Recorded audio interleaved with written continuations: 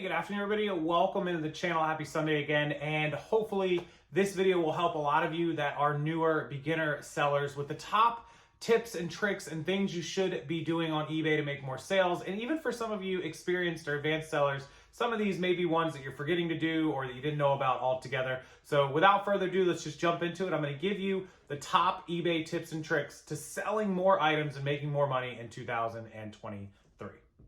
So one of the problems that new sellers have on eBay right away when they sign up for a new eBay account or they've never used it to sell or they don't have any feedback is scammers target you immediately. They try to get you to email or call them off the platform to do transactions so that they can scam you through some payment scam through like PayPal or Cash App or Venmo or something else. And generally what they'll do is ask you to text them or call them or email them. Now they target new sellers because they go look at your feedback score, and anyone with zero feedback or with even like 1 or 2 is a prime target for them because they know you haven't used eBay that much and you may not be familiar with it. So one of the top tips that I give everyone when you're starting off is to go buy a few 99-cent or $1.99 free shipping items and get them into you and get feedback. You can go buy 5 items for like $9 or $10, right? And you'll have 5 stars or 10 stars just to build yourself up. Now, those are not selling feedback, but the scammers are not smart enough usually to realize that your stars aren't for selling. They're just because you bought stuff and you still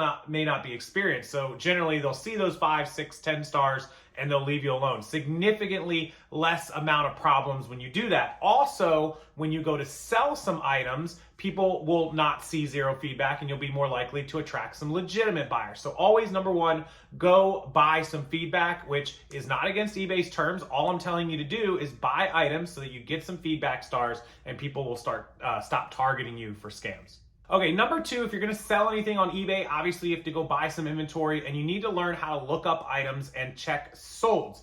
I'll try to put some screenshots up here during this video to help with these tips and tricks as well. You've probably seen it with the feedback, but definitely want to learn how to look up sold items and comps. We call them comps, comparables.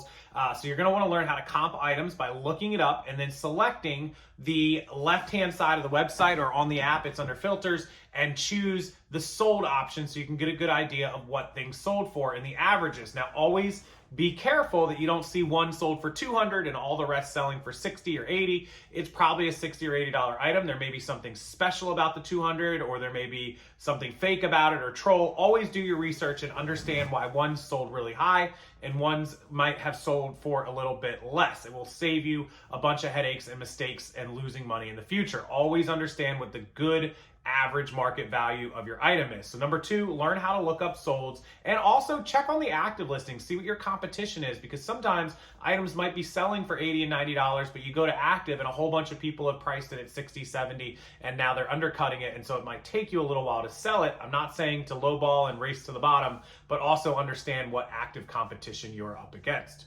Number 3 is something I think everyone should learn before you go to sell on any platform, especially eBay, because we know Posh takes care of it kind of, and Macari has options. eBay, you have to know how to ship your items. Number 3, shipping. Learn first class, learn priority, learn ground, learn priority flat rate versus buy weight. I have an amazing video for beginners, for new eBay sellers or people that have never sold on any other platforms. Go ahead and check it out. I'll link it down below in the description box. It's all about eBay shipping for beginners in 2023 and how to know the differences between which ways items ship, about how much they will cost, and how to figure out how much they will cost exactly. So shipping is something you need to learn immediately because it will save you money on buying your labels online. It will keep you from losing money by miscalculating shipping costs, and it will teach you the best ways and safest ways for the best amount of money to ship your items to your customers and offer those options out to them on the platform so they get the best deal as well and you make more sales. Okay, number 4 is one that everyone's gonna moan and groan about, but I see new sellers, especially on eBay, do this all the time and it's hurting you. You have to learn to come to grips with accepting returns.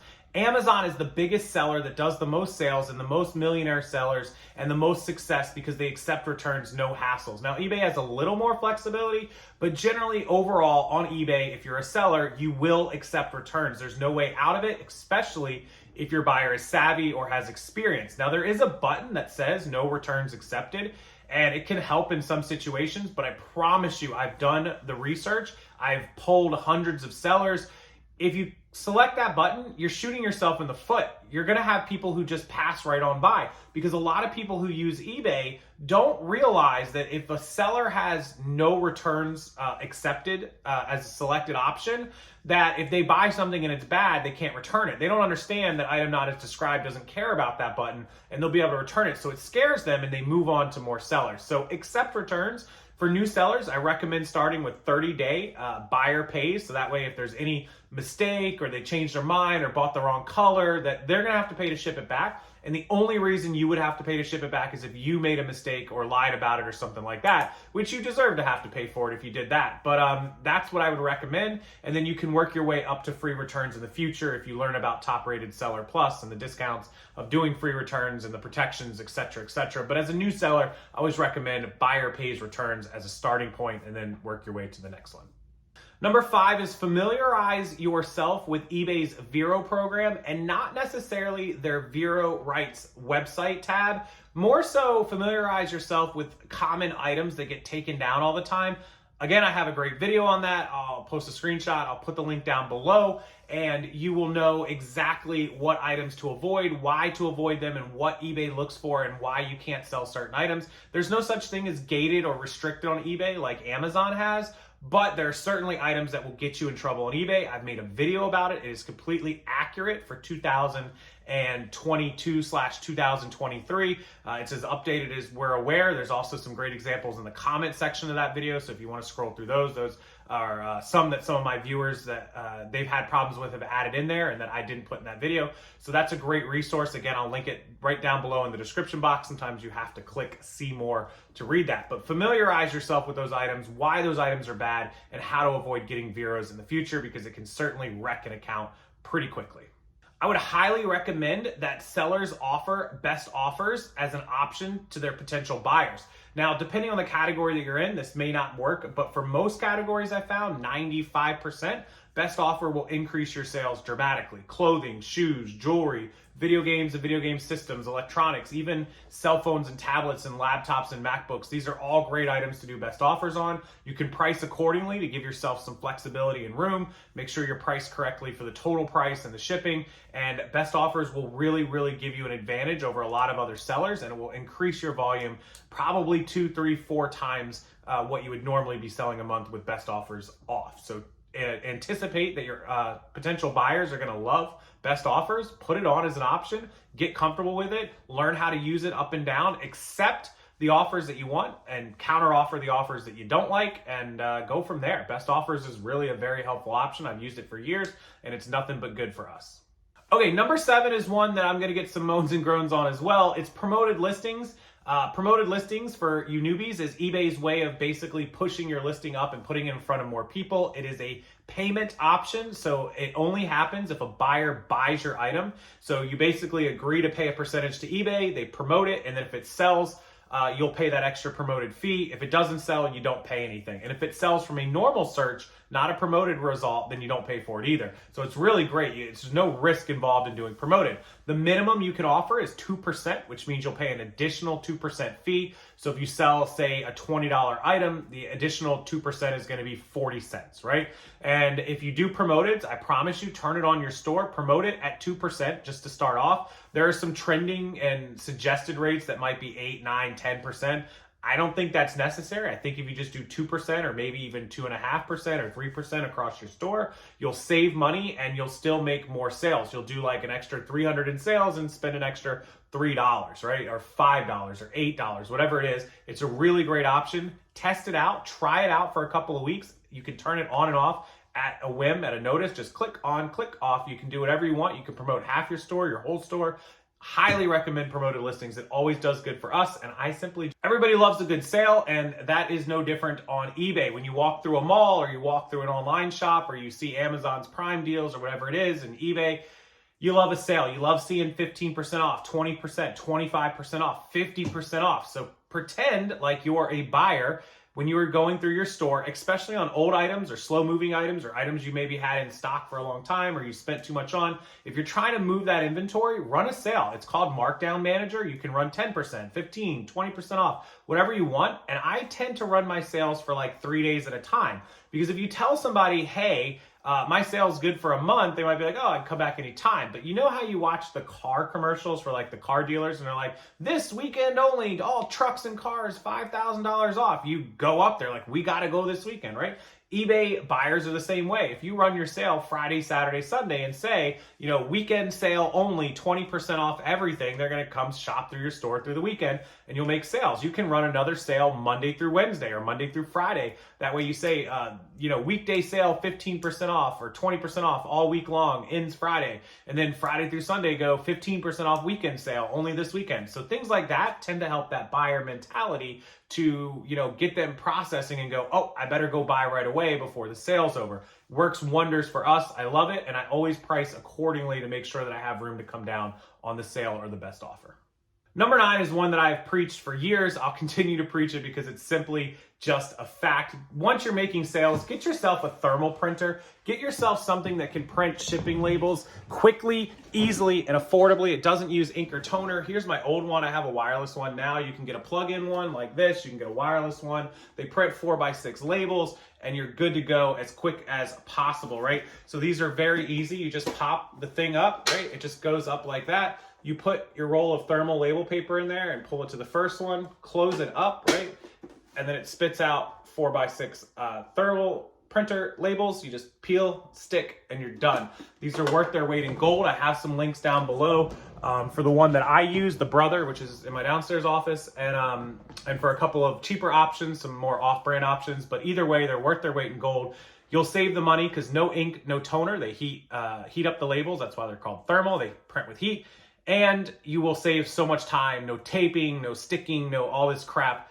Trust me, it's worth it. You'll love it. Thank me later. I'll link them down below. And if you grab one, it will support me as well. So I appreciate that. All right, number 10 is learn how to read your eBay invoices and all of your fees and transactions. It's on the financial screen. I'll take a screenshot and put up there for you. Make sure you understand what you're paying in fees. Make sure you're not missing stuff like you accidentally clicked bold and paid $3 or $4 for that. Make sure eBay didn't accidentally double charge you. Make sure that your store cost is right. Make sure you understand all those numbers for tax season like it is right now, because when you have to hire a CPA or get somebody to help you, you're going to need to be able to give them those numbers. Like Mark II, he's linked below as well. Today, FYI, is the last day to save $75 on Mark II's CPA services, so make sure you jump on that. With that said, all those numbers are super important for you to know if you're profitable. So you should be tracking those numbers, putting them into a accounting service like something like My Reseller Genie or Spreadsheet or whatever you choose to use. And that way you'll know exactly how much money you're making, exactly how much you're going to end up owing on taxes when that time comes. And you can make sure that there are no mischarges or overcharges or things of that nature. And you'll know exactly when you're pricing your items, when you're listing them, how much the fees are going to come out to be when the time comes for it to sell, whether it's the promoted fee, the final value fee, the tax, whatever it is. You'll know, you'll be educated, and you can run your business better because like they say on Shark Tank, if you don't know your numbers, you don't know your business. And that's never been true, more so in 2022-23 than it is right now. So my 10th tip is make sure you can read your invoices and your numbers through eBay. But wait, there's more. Instead of the top 10, let's throw in a bonus number 11. And this is to make sure that you never cancel orders or not respond to defects and cases on eBay. This is the number one no-no that will get your account suspended.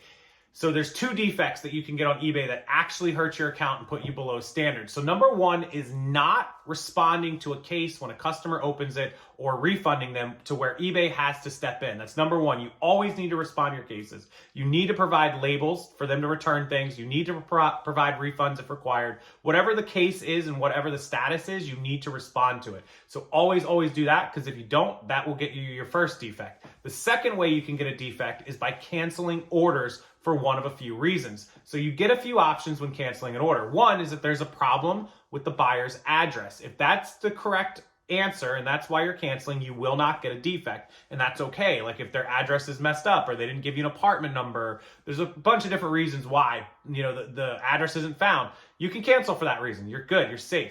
Second reason is if the buyer asks you to cancel, like, hey, I don't want this anymore, cancel the order, I'm not paying for it, whatever the case might be, or if you wait the 4 days and choose buyer didn't pay, that is safe. You will not get a defect for those. Those are okay. But if you choose out of stock or I lost the item or whatever, you're going to get a defect. If you choose any reason basically other than the 2 I just gave you, you're going to get a defect. So if you indeed do lose an item, if you have a problem with the item, if it was damaged, any of those reasons, message the buyer, communicate, reach out to them and say, hey, there was a problem. This item got double listed. It got damaged. I dropped it off the shelf when I was trying to grab it for you. Is it okay that I cancel this order? I'm asking, do you want me to cancel this order? When they message you back and say, yes, please cancel that order, the buyer has now asked you to go ahead and yes, cancel that order, and you can choose that option. I have confirmed with eBay, as long as you communicate with the buyer and you let them know there was a problem and you're honest, they can be mad about it. They can even say no, but generally though, I've never had one say, no, don't cancel it. And I always say this, I always say, hey, there was an issue, this was double listed, whatever the case might be. Is it okay if I cancel the order? Or do you want me to cancel the order? I've already went ahead and issued you a free or a full refund, which I do. I always issue the full refund. Don't even wait for them. Send the full refund and then say, hey, is it cool? And they're like, yeah, and I canceled the order. Never had a problem. And I made sure I asked eBay about that. They're fine with that. And then you can avoid the defect. And so that is a really important thing to remember, because if you get defects, you will lose your account pretty quick. And it doesn't take many. 1, 2, you can usually survive, but anything more than 1 or 2 and you're in big trouble. You hit 3, 4, or 5, you're done. You're donezo, right? Like, because it's based on a percentage of your total account transactions.